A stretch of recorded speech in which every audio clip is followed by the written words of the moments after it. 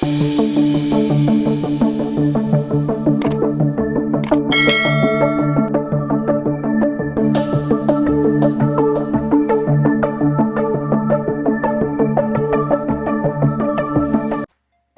tayo magpatuloy, huwag kalimutang mag-subscribe sa aking channel.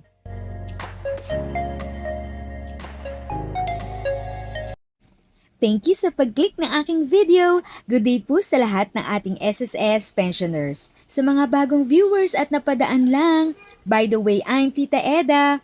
Welcome to my channel.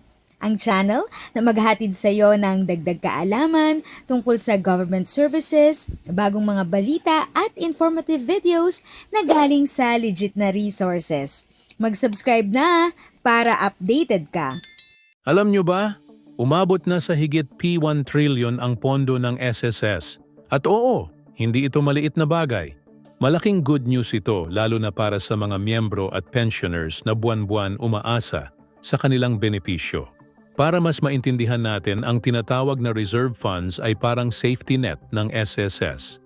Ito ang pondong ginagamit para siguraduhin na tuloy-tuloy ang pagbibigay ng buwanang pensyon, disability benefits, sickness, maternity, at iba pang social security assistance kahit pa dumaan sa mga economic challenges ang bansa. Kapag mas malaki ang reserve funds, mas matibay ang kakayahan ng ahensya na tumupad sa obligasyon nito sa milyon-milyong Pilipino.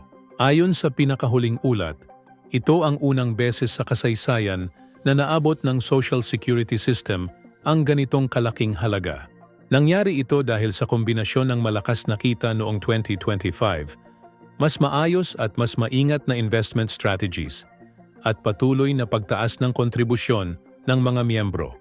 Ibig sabihin, hindi lang basta nadagdagan ng pondo, pinaghirapan at pinlano ito ng maayos. Ngayon, ano ang ibig sabihin nito sa ordinaryong miyembro? Simple lang, mas nagiging stable at sustainable ang sistema. Mas panatag ang kasalukuyang pensioners na tuloy-tuloy ang kanilang natatanggap. At para naman sa mga nagtatrabaho pa at patuloy na naghuhulog ng kontribusyon, may mas malinaw na assurance na may maaasahan sila pagdating ng panahon ng kanilang pagre-retiro.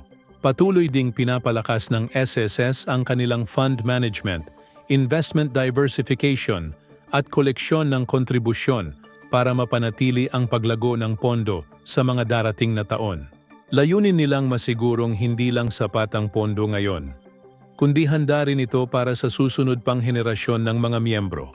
Sa madaling salita, habang lumalaki ang reserve funds ng SSS, mas tumitibay ang proteksyon ng bawat Pilipinong miyembro, ngayon at sa hinaharap.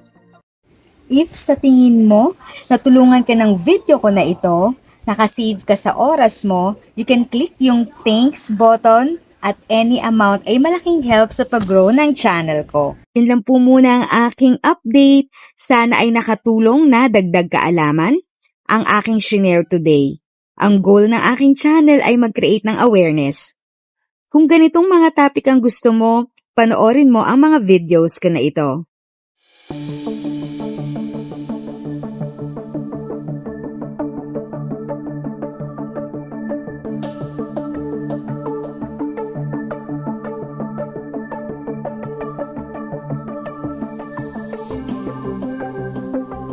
For watching! Kung may kapamilya, kaibigan o kakilala sa tingin mo ay magiging interesado sa video, please share or tag sila sa comment section.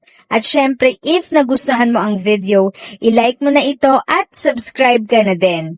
As always, feel free to write your questions, comments, and opinions respectfully. And continue to be a blessing and stay safe.